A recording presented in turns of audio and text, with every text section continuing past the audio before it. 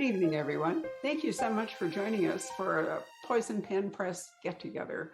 I'm so pleased to see Ann Parker with that gorgeous long silver hair, author of the Silver Rush Mysteries, coincidentally, so that works out really well. And she has a new book out tonight called The Secret in the Wall, which she's going to hold up because my copy is at the Poison Pen. There it is. This is the 8th in the Silver Rush Mystery Series, which began with Silver Lies. And I probably can't count all of the award nominations and so forth that Ann has had, but they come from Agatha Awards, they come from Left Coast Crime, they come from the Western Writers of America.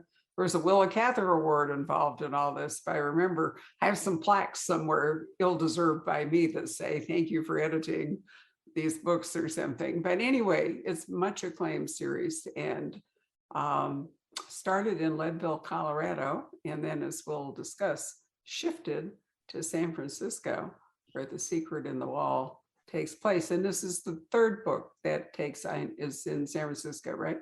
That's right. Yeah. So much fun. Jack London, all that good stuff. This is before the earthquake, though, right? Oh, yes. Yeah. 1880s. So no earthquakes yet. Well, before the earthquake, right? And Donis Casey, who is going to be doing the heavy lifting this evening, is another Poison Pen Press author that I love. She's written 10 books in the Alifair Tucker mystery series. And with any luck, she's working on the 11th. And she's written 2 books about Bianca Dangereuse, who is actually Blanche Tucker, an offshoot of the Alifair Tucker, but she's the rebel child. She's the child that left Boynton, Oklahoma for the glories of Hollywood, and amazingly has found them. So we can even talk about that. Anyway, Donis, I thought that maybe I would sort of sit back and let you talk to Ann, and I'll interrupt when I feel like it, as I usually do.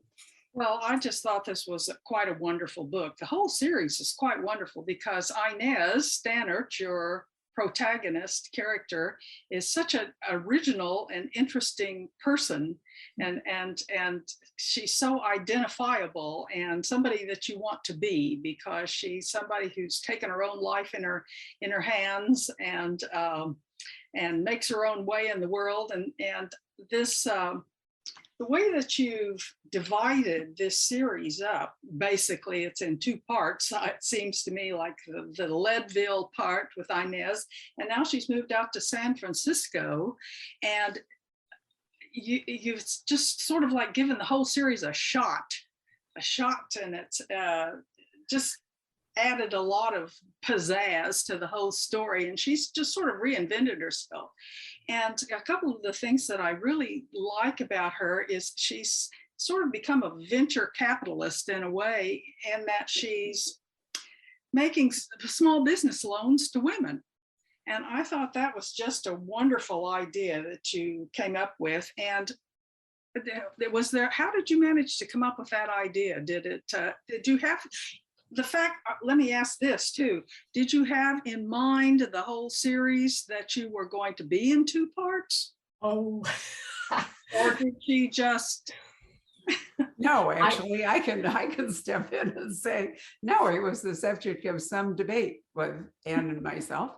And in fact, Ann has a book lurking in the back of her mind that might actually take Inez back to Leadville, which I don't want to spoil because it's very cool and based on an actual real life happening. These real life happenings are always the best, though. When when you're doing all of this wonderful research and you come across these happenings you could never have thought of on your own, and it just sets you off. I know, it's like it's the fun of serendipity is what I think of it. Like I want to give some credit to Barbara here. She just quickly said we had some discussion, but it's like even from the very first book, Inez is saying Leadville was just supposed to be a stop on the way to San Francisco, and we're still here.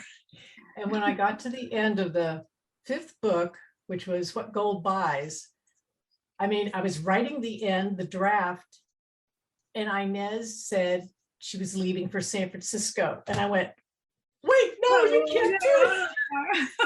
That's funny how they do that, isn't it? I know. It's funny how those characters make they just go off on their own. It doesn't have anything to do with you. It's weird. And you know, and I sat and I tried to think, okay, no. She's okay. She insists on going to San Francisco, but you know, 2 years will pass mysteriously and I'll bring her back. And in talking to Barbara about this, she said,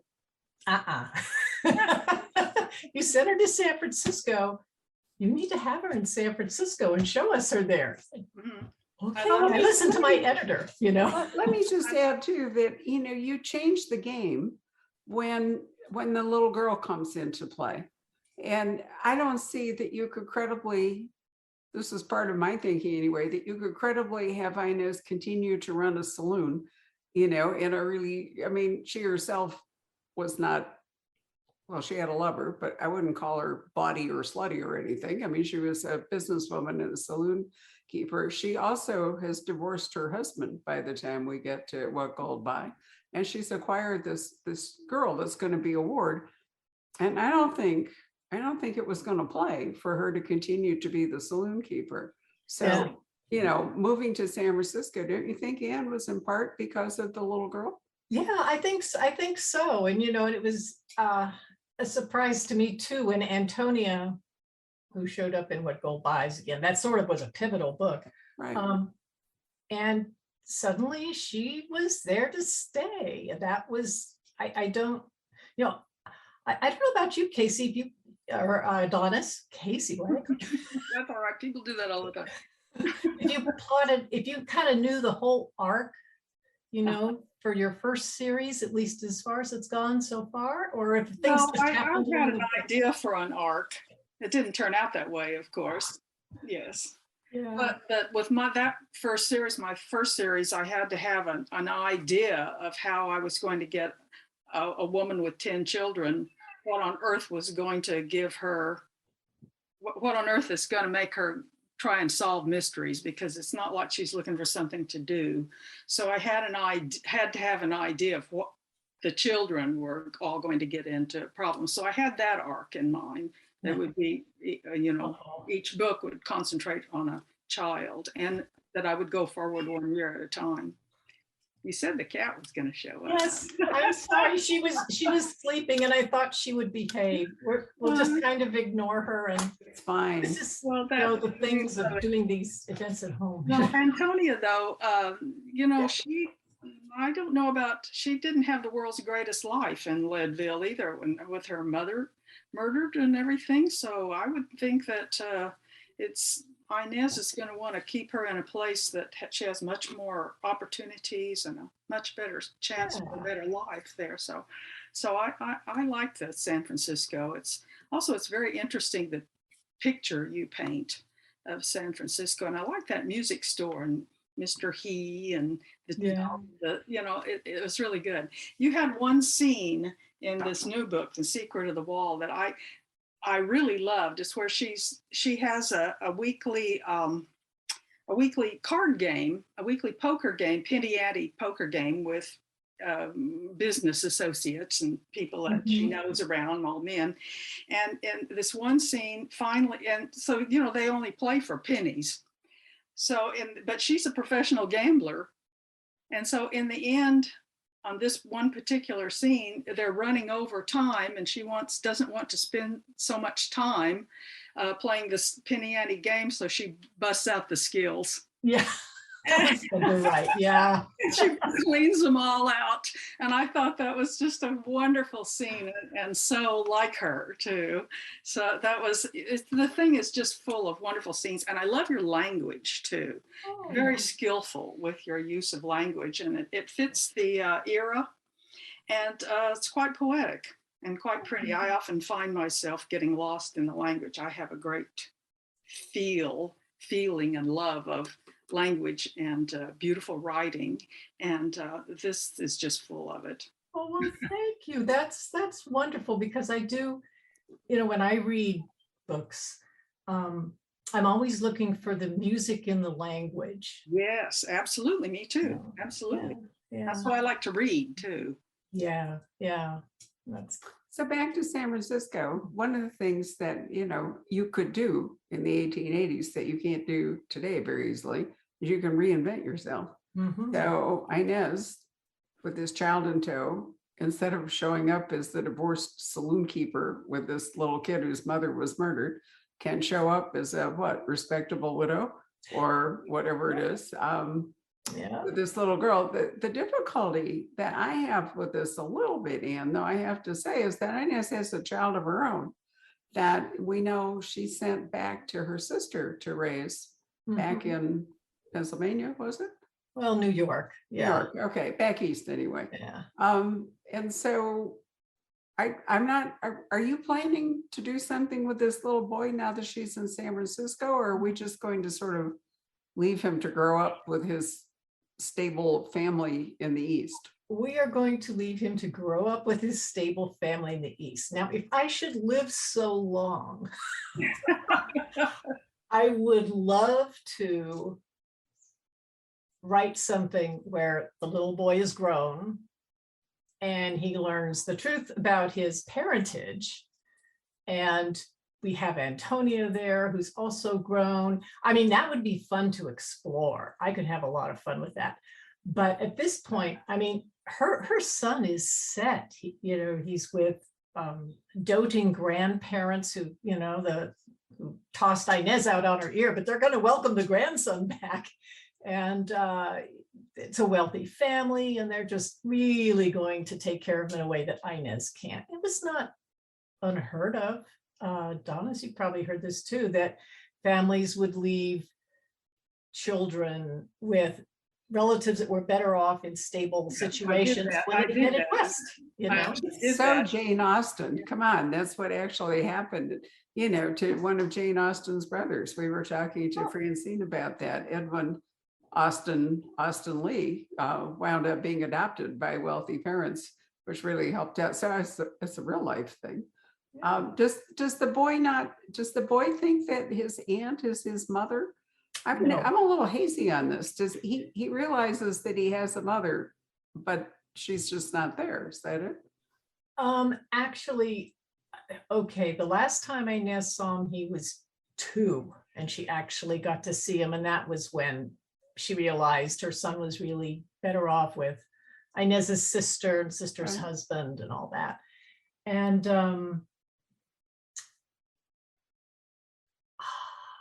I have it such that he thinks of Inez as an aunt. But who's his mom? Well, his mom is Inez's sister. Discussion off the screen. I'm sorry. Yeah, and 2, it's not like back then people had a lot of discussions around weird situations like this. And you could grow up thinking, the people you grew up with, those were your parents, only to find out, the black sheep of the family, this cousin to the side, that was your real mother. I actually have a situation like that in my own family, which is what I used for Blanche when Blanche had her wrong side of the blanket son and sent him back to be raised by her sister. And that's based on a true incident in my family too. So it wasn't unusual at all. I sort of got, I don't know, how people get ideas that maybe you didn't mean to put in your book, but I sort of got the idea that Inez is atoning a little bit by raising Antonia. I kind of think so. I mean, I've come to think of Antonia as a young version of Inez, much rougher around the edges, and much, she's sort of a match for Inez, I believe, in a lot of ways. One thing that's particularly interesting about this book is when you have the 2 little girls in there, and you work part of the book is in Inez's POV and part is in the kids' POV, which is, again, is a weird coincidence. The book I'm working on right now is exactly the same, partially from an adult point of view and partially from 2 little girls. Oh my God. Yes, my little girls are littler than yours, but I was really interested in how you handled that. Yeah. You kind of get in their heads, I did. You kind of are thinking like them, and it's not as hard to switch back and forth, but I thought you were quite skillful at sometimes the little girl's point of view and sometimes Inez's point of view too. And it's also interesting how the two, I don't want to give away anything, how they sort of bound together in the end, how the two stories sort of came together in the end, and one solved the other, as it were. Yeah.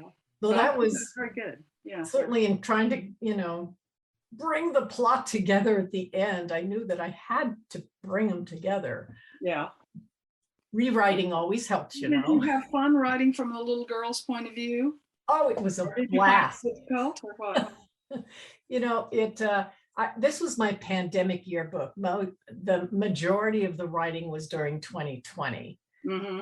And I think Antonia saved my sanity, really, just being able to write from her point of view and to sort of explore the world from, the point of view of these little girls who just have these wild imaginations, Mm-hmm. and so, of course, the adults are worrying about all this adult stuff, right? But they're just, pirates and gold and, so it was great fun. And it was a nice mental switch to go from, the adult point of view to the kid, but you probably know Donis, right? You go back and forth and it gives your brain a bit of a break. Mm-hmm.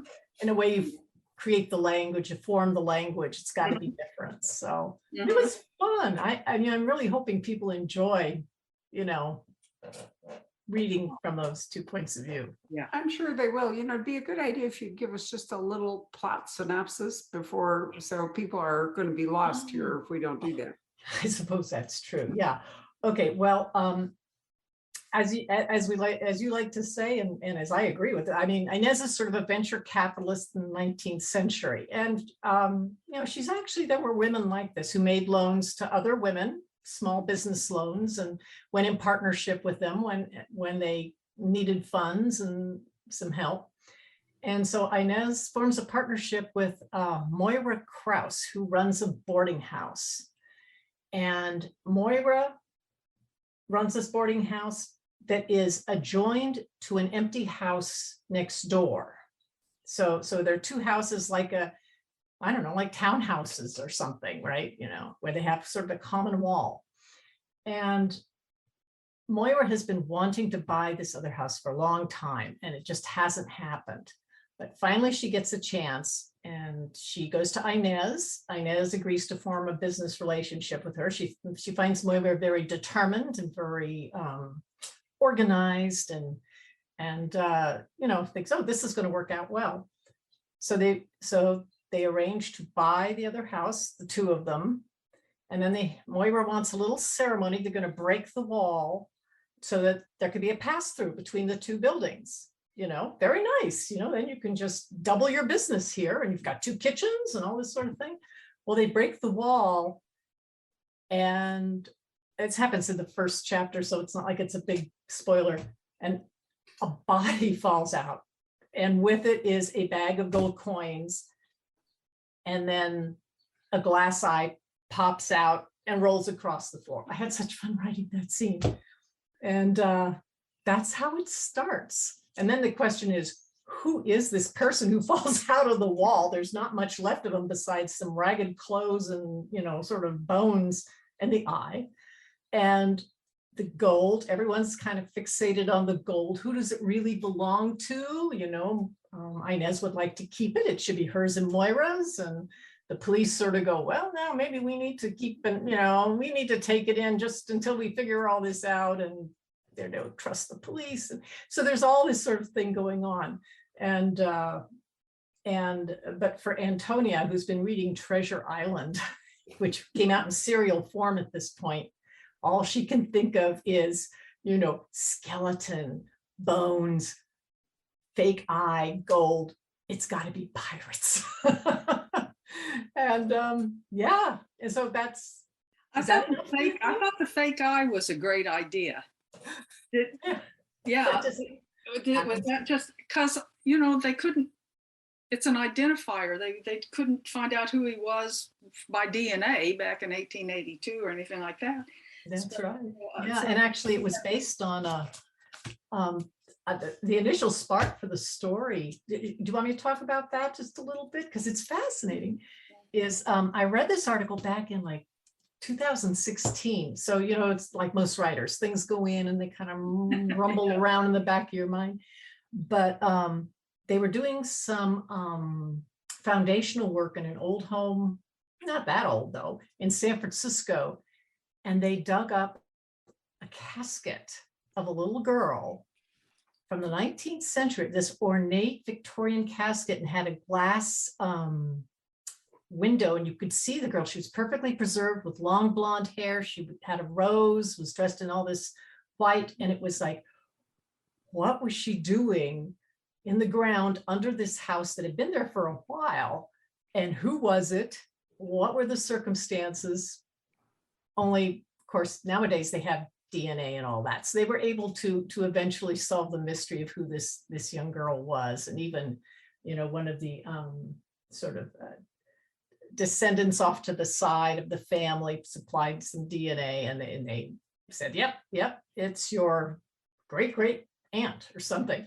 But it was fascinating. And so, of course, you know, you start thinking about bodies in walls and in floors and strange places. And that's kind of how I got into it. But yeah, it was a fascinating story when it broke. One of those things.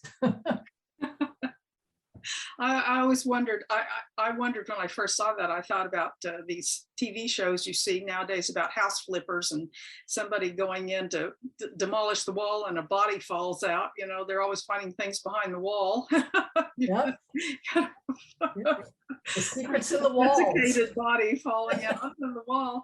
Yeah, let's see. I don't want to spoil anything. I want to ask you about some things, but I don't want to, but it was really interesting that about the Civil War. Mm-hmm. That one doesn't think of it as having such an effect on California. Yeah. As apparently it did. Yeah, and I think that was very interesting. Yeah, it's one of those subjects that's, you know, actually, I'm a California kid. I was born and raised in the Bay Area. So I took all the history classes and we learned about the missions and we learned about, you know, the usual thing. And I don't recall any talk at all about California's part in the Civil War at all. You know, to me, it all happened back east, you know, Gettysburg and Fort Sumter and all that.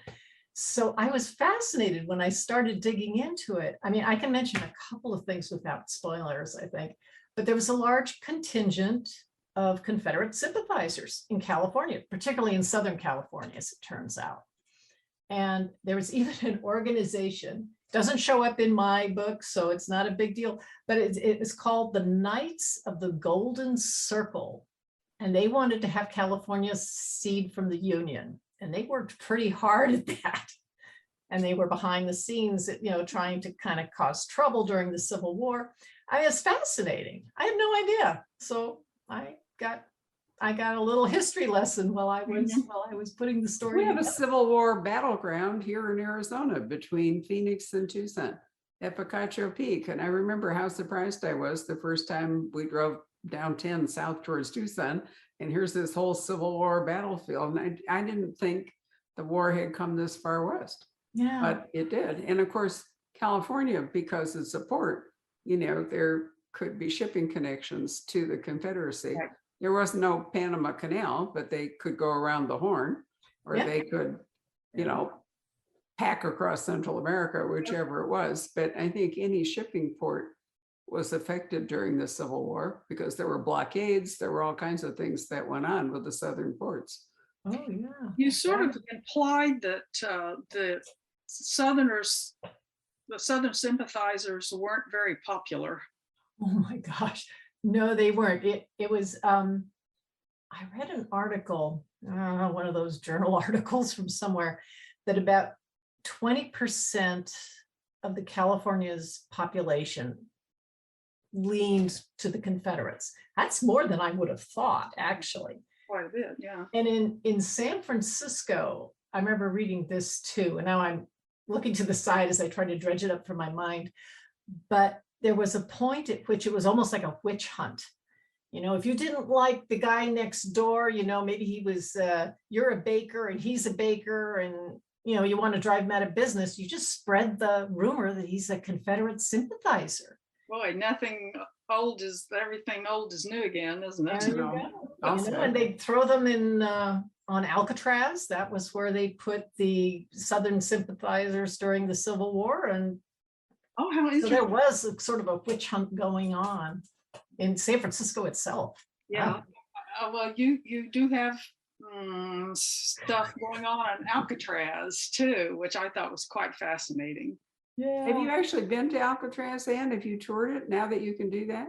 You know, I've been there a number of times over the years. And when I wrote this, I wasn't going anywhere.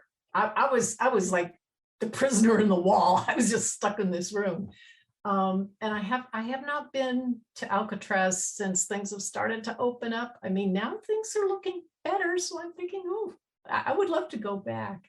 But I did have maps and I had photographs and things like that, and accounts from the time, so I could kind of piece things together. And, you know, even during pandemic times, I would send emails to the National Park Service. Hello, I need to talk to one of your historians about Alcatraz, somebody who could tell me, you know, and it was great. I mean, they must be sitting there because during the pandemic, nobody was going to the island for tours, right? It was still a prison when I was an undergraduate at Stanford, so touring it was not an option.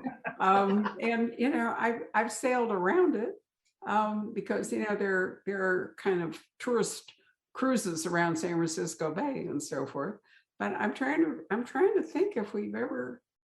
I mean, it's interesting that there was such a famous impregnable escape-proof prison, and now the National Park Service runs it. Didn't I just read that they're closing down Folsom Prison and turning the execution room into? I have been to Folsom and I have stood in the execution room and all, but I think I read that they are going to turn it too into some kind of you know, destination. And maybe the really old prisons, like the one we have in Yuma. Donna, isn't the one in Yuma? Isn't that a? Yes, park? yeah, you can go in there and see where they kept all of the cowboy criminals and things in Yuma. It's really fascinating. Mhm. It is. I mean, you know, you don't really think it's a natural progression for a prison to become a national park or a landmark. But I suppose, you know, you have to do something with them now that, I mean, the really outmoded ones. Mhm. I mean, Alcatraz has so much romance to it. I mean, aside from the fact it must have been a ghastly place to be in prison, but there it is, you know, it's almost like the Count of Monte Cristo, you know, I mean, this impregnable, you know, fortress out there surrounded by water, nobody ever escapes. And, you know, Yeah. it's a And I guess- very Gothic-y kind of a thing. Yeah. And one of the things that I read that, you know, from more recent, you know, I mean, I can't remember when they shut it as a prison. Was it the 60s or something like that? But in any case, Ghirardelli Square, which is Ghirardelli chocolate, and their factories were right there across the bay. And so the prisoners could smell the chocolate as it was being, and it was just like, Mentioned torture. something about chocolate. Yeah. You know, That's really I torture. didn't know why. Yeah. You know, when I opened the first Poison Pen on Main Street, it was this little tiny, you know, 600-foot, well, you don't know because you weren't there, 600-foot bookstore. And it was across the street from the Thai restaurant called Mali's. Now, I had sort of investigated, this is really advanced for 1989, smell marketing, where, you know, people, you know, how they would spray perfume on you before that got banned in department stores and all this other crap. So, you know, I was thinking seriously about coffee, you know, that, you know, you could make coffee kind of wafted out the door and lure people in and out. But what I didn't allow for was that every day at 11 o'clock, the Thai restaurant started cooking and the garlic came across the street. Just wiped us out. It was so funny. So it was reverse smell marketing. Whatever, but you know, it is very, very powerful, and I can imagine that the chocolate fumes, you know, blowing, the wind was right, because in San Francisco it would depend a lot It on where must the be weed rather, was. it must have been torture for the poor No prisoners. kidding. Chocolate. You know, the chocolate, and also the fact that there's the city and it's just separated by this stretch of bay, and there's life, and there's the, you know, all the entertainment and the nightlife and the city, and you're never. Didn't you say something in the book about the guards and the people that dealt with the prison actually had like a little village or something there, or on an adjacent island or something? It was like a little village of people that worked in the prison. Yeah. Yeah. Yeah, it was, they had homes there for the, you know, for the higher ups. They had some pretty nice ones. And they had, you know, smaller cottages for the guards. I think, oh, it's been a while now. So, so there was quite a contingent, you know, well, I was military prison. All the military folks stayed there, you know, and then once it became civilian prison later on, I think there was more to and fro, you know, on the ferries and so on. But yeah, you can take a tour of Alcatraz now and you could see some of those homes, and Interesting. yeah, it really is interesting. Yeah. Well, you know, one thing I really liked about the book too is that the way that one could read it without having read the earlier books, because you work in Inez's background and what's happened to her throughout the book in such a way that it doesn't interfere with the story, and yet it brings us up to, there's no data dumping. Yeah. You know? Good. Yeah. The way that you did it is very clever, the way that you doled it out in such a way that someone who has never read the series before would find out about her and her background. I thought it was very, very well done. Oh, well, thank you. Yeah, because I often, when I read a book, especially one that's way on down in the series, one of the first things I always look for is could I pick this up off the shelf if I had not read any of the earlier part of the series and still enjoy it? And I thought, geez, yeah, absolutely. You definitely can, but I think the one tease that you'd have a hard time dealing with if you hadn't read the series is Justice the Reverend Sands, because, you know, who's he would be the question that you would have to ask. No spoilers here. And I really liked Justice Sands. I thought he was great. I wondered if he's, because I wondered if he's going to show up again somehow. If she's got Sands and this lawyer De Bruyne, who's a very appealing character, I think, and she thinks so too. And I think there might be something there of interest. Yeah, I think it'd be fun. I mean, I have not, you know, and I do get queries. Is Justice Sands ever coming back?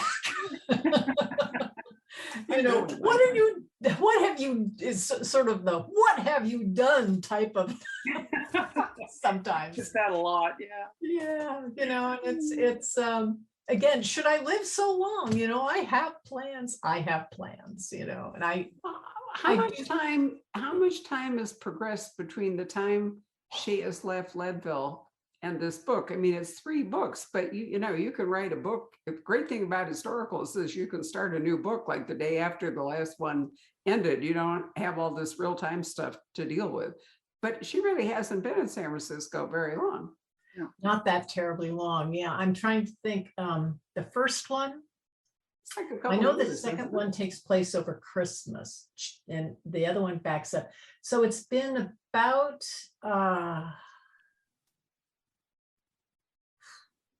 hasn't been that long, 8 months, a year. Something like a year. So really, you know, Justice Sands hasn't been gone that long. He was, for those who don't know it, he was a sort of interesting, well, you tell it, he's your character. He went off to pursue his ministry, but you know, what was his ministry? Well, you know, he was I never actually say what denomination he is because, but he Reverend Sands basically goes to fill in at the churches when, when the previous minister leaves, dies, whatever. So Justice Sands rides in out of the West or whatever to take over the ministry and stays there and until a permanent the position is filled by a permanent minister. And of course, when he came to Leadville, there were some other things going on that brought him to Leadville. But and he stayed there for, well, okay, the first 5 books basically encompass a year. Holy cow. Okay. I just go little steps through history. It doesn't really last that long. So that's where he and Inez meet, is in Leadville. And they split up when she took this little girl and decides to go to San Francisco, and he goes off writing as a locum minister, so to speak. Yeah. But it really hasn't been all that long. So it's well within the realm of possibility that he'll ride back. Or if your Leadville idea comes up, maybe, maybe I'm really gonna push you for that, because it's a great idea. Leadville. I dream about it. So a lot of work though, because if you're writing about a real thing, you're going to have to, be even more scrupulously accurate than you normally are. And you are extremely good at it, but you'll get called on even minor points. I know it's a challenge. It would be a challenge, but that's okay. I'm up for it. Every book is an experiment. I learn new things and I try something different, and the books veer from very dark to more traditional. I kind of think of The Secret in the Wall as being more in the traditional, it's not cozy. I wouldn't call it cozy. No. Not with an eyeball rolling across the floor. Yeah. It's more an Agatha Christie kind of a book, because you've got the house, it's a very Christie kind of a setup. And yeah, I think it's closer to the traditional. Inez was a freer spirit in Leadville than she has been in San Francisco. She was allowed to be, and not just about running the saloon, but she was out in the countryside. It was there were many fewer restrictions for women. It was mostly men in Leadville because it was a boomtown. So not that many traditional housewives and so forth on the spot to, San Francisco had quite a society at the time too. Yes, it did. And she's civilized. I know. Well, in Leadville, she didn't mind drawing attention to herself. That was part of the, she ran a saloon. She wanted people to know that she was there, and they had nightly poker games, and so she could be flamboyant and outwardly I don't know, just more visible. But when she moved with Antonia to San Francisco, she has to tone it down, and well, she's playing a different role, very much so. We should mention too that she didn't leave Leadville penniless. No. How did you, there's a reason that she can do all these micro loans to small women and small businesses. How did you set that up, Ann? Well, how I set it up and how it makes sense to me. So I don't know, maybe someone in finance is going to come after me one of these days. You couldn't have done it. But the way I had it originally set it up with the saloon is that there were 3 partners who owned it equally. Inez, her husband, who was very forward thinking, so he gave her 1/3 of the saloon for her, and then the husband's business partner, Abe Jackson, and they owned it all together equally. So, and when she left, she kept her control of her portion of the saloon. Plus, there were a couple other businesses more on the shady side that she had her. She had started making loans to and making. Well, she was hooked up with a madam. Yeah, back in Leadville. That's why we say Inez was a freer spirit. So she was like and a very partly an successful investment madam. in the body house. Right. Yeah. So she does have capital. I think it's important that, that we emphasize that she came to San Francisco with capital. She doesn't have money worries, and she's able to lend a helping hand to other women because she Right. has this capital. So, Yeah. she wasn't brought up to be a business person. She was brought up in a sort of genteel family, but circumstance has forced her to learn to be a capitalist, hasn't it? Mhm, mhm. Mhm. Makes it really interesting, I think. I love Inez. So are you working on another, not Leadville, Inez? I am mulling over ideas. I would really like to send her back to Leadville. I figured out a way to do that. And actually, oh, I'm being taped here. I don't know what I should say, but I have also, I mean, these are just things in my mind. I'm a slow writer. You know that, Barbara, very well. Yes. But I would love to do something that's just Antonia. A book just from her point of view would be great fun. And I've even been looking at some other time frames, but I can't hold too much in my brain because it starts to explode. So, I have to settle on something here. So your plans are not formulated at the No, moment. yeah. The pandemic really took the wind out of my sails, so to Well, speak, it did me too, yeah. And it's still going on. And anyway. Mm. How about you, Donis? I know that we have had 10 10 Alifairs and Alifairs, children and yes, 2 for Bianca. Yeah, I've got the 2 Biancas out and the third one is finished and we're waiting on it. But I got so many letters from people wanting more Alifairs, of course.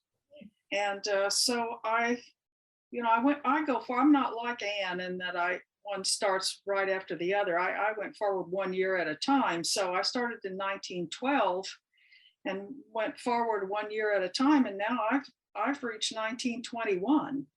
And there was a lots of horrible things going on in Oklahoma in 1921. Yeah. And so and this Alifair's home is only 60 miles south of Tulsa, which is where the race riot occurred in 1921, May, June. And I can't pretend like it didn't happen. And so I think I've come up with an interesting idea for the story, and I'm working on it very slowly, but it's difficult. It's difficult to deal with such an ugly topic. Well, it is, but on the other hand, circumstances are such that in this world, that your book is more relevant than it might have been a while back. Oh, it's yeah, I'm afraid so, absolutely. And also, not only did they have that riot in 1921, but that's the year that the Klan re-emerged in Oklahoma in 1921, because it was outlawed after the war, Civil War, but then after Birth of a Nation in 1915, Yeah. it started to stir again. And then after World War I, when all the Black soldiers came home with ideas, and the Klan then just burst forth again, and it was really bad in the 20s, and even and from then on until the 50s. And so I have more material than I know what to do with just from reading the newspapers from that time period. Well, you don't have to rush through it. I mean, it could be good for. No, as a matter of fact, I've got 2 or 3 threads going. I work on one thing and I get a great idea, and then I have to go and write on it. You know what I'm talking about, Anne, before I forget it. Yep. I have to stop. And, oh, that's a great idea. I have to go write it quickly before Well, I. your challenge is going to be to do justice to the time when all this was happening without offending the modern reader. Exactly. Because you can't. Oh, that's just you can't whitewash the history because we perceive things so differently. No, absolutely. So I do think it'd be a very challenging subject to write about, but an important one. Well, yeah, I think it's going to take me a while, but I'm going to try and do justice to the whole thing, because. Like I said, you might want to think about more than one book for it. It's such a big subject. You might not want to try to cram it all into just one book. Well, I may have to, because I've already got 2 or 3 things going on. And did you say something about the idea of moving forward in time a little bit with a new series too? Yeah, I was toying with the idea. I mean, and I've actually, I've probably like you do, I scribble notes, so I've got a paragraph here and a link here for information. I've been thinking about the 1920s. And it's interesting that you mentioned the Klan, because in the 20s, the Klan was very strong in Denver and basically ran a lot of levels in the Colorado government. And then you have Prohibition, right? And the intersection of those is pretty fascinating. Yeah. So, well, it's interesting that because one reason I brought that up is because it's interesting you're talking about perhaps exploring the 20s, and I've been writing about the 20s, and I've been thinking about writing something set in the 1880s. So well, why not? You know what? That's what makes it interesting, is that I'll pick her brains. And I'll pick yours. We have that. I think it all sounds very exciting. We only have a few minutes left, so let me summon Patrick back up in this magical way that he reappears and see if he has any questions to relate to us. Well, yes, I do actually. Well, one thing I wanted to ask before I get to those is, did anybody mention the American Indian movement's takeover of Alcatraz in the late 60s? Wasn't it like 1969? I was trying to remember when that was. Yeah. They occupied the island for a while. Yeah. Interesting. Yeah, I took a tour there a couple of years ago. Yeah, fascinating place. You got all that interesting lore about the Birdman of Alcatraz, and it is pretty fascinating. And didn't Al Capone stay there famously? Yes. Yeah. All right. Anyway, let's see here. Okay. Let's see. Oh, Carol points out that San Quentin is closing also. Oh, you know what? Maybe it was San Quentin and not Folsom. I might have mixed up my two California prisons. My apologies if I did. Oh. Let's see. Okay, Elizabeth says, this is my first time attending one of these events, so thank you for the opportunity. Welcome, Elizabeth. It's great to have you with us. Several books I read recently involve the pandemic. Whoa. Will it impact your future plots or stories? Well, just in me personally, but not in my books. I did write one about the flu pandemic. I already dealt with that, but that's too far ahead. The 2020s are too far ahead for me, so I won't be. Anne? Well, I was looking at, there was a plague, a pandemic in San Francisco, the Bubonic Plague, and it hit Chinatown first, and everybody tried to just bury it, ignore it, pretend it hadn't happened, everything's fine.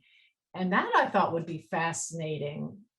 I mean, there's another idea, another note, but that was at the end of the 19th century. So, 1896, 7, something like that. And I thought about that. I don't know if people want to read about the pandemic. I wrote a short story about the pandemic, but it just sits there in a file. Hopefully, the farther we get from it eventually, then maybe people will look back. But yeah. I don't know, you're seeing more and more of them, aren't you, Barbara? No, not really. I think most authors are finessing it, or it's just happened, or they're just coming into it. But Michael Connelly, brushed by it. And a couple of authors have just leapt ahead to like 2024, 23, but I'm not seeing, I'm seeing almost nothing, dealing with the pandemic. I don't think people really do want to read about it right now. In fiction, there's so much news coverage and other stuff, so much. It's not over, so. Yeah. No, but I mean, dystopian fiction often features pandemics, and certainly historical fiction of World War I in the 20s has to, take a look at the flu pandemic. So, and, Right. you can go back Victorian, we have cholera. You can't write medieval mystery without thinking about the Black Death or even Elizabethan and smallpox, which was, a huge scourge. Not the most upbeat topic, is it? Well, It's reality, though. Let's see. Our good friend Douglas Harder, hey Doug, says my last book read was What Gold Buys. Can I pick right up with The Secret in the Wall? Yeah. Sure. I mean, Barbara, what do you think? I think, sure. well, we've already given you enough background if you've been watching this. You just leap into it, Doug. You could certainly read this one, and then you might want to go back and catch the other two because the transition is interesting. But this is a whole plot and a whole contained book, so you could certainly dive in. Mortal Music was really lovely. That was fun. Oh, well, yeah, because the two that came after, I have them here. But these are A Dying Note is where she's first in San Francisco. Right. And then Mortal Music, that was fun. Barbara helped me with the opera of that one. That was fun. Yep. So, Then we have Valentino Will Die. That's right. That's the I latest. love that Bianca cover. D'Angelo. Yeah, Yeah. let's see. Yeah, that was tremendous fun. Boy, that was really fun to research I'll bet. that one because, oh my gosh, I mean, it, what happened with Valentino was more incredible than anything I could have made up, I think.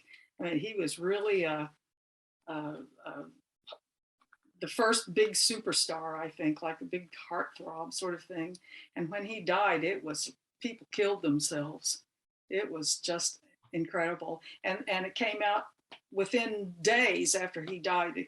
The conspiracy theories started that he was murdered. So it was just made to order.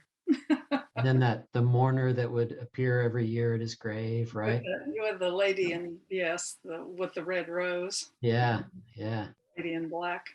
absolutely. Mm. Let's see here. Any other questions? I Here's have your a chance, puppy folks. scrabbling at my door in a serious way.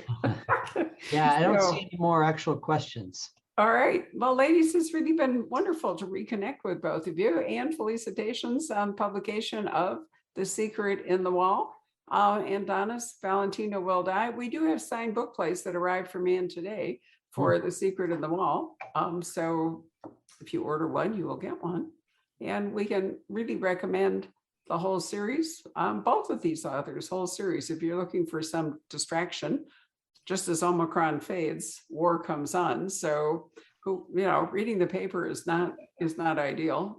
This is a great time to immerse yourself in a long-running series in the past, I think, and realize that people did survive not similar, but did survive major trauma and major disease in the past.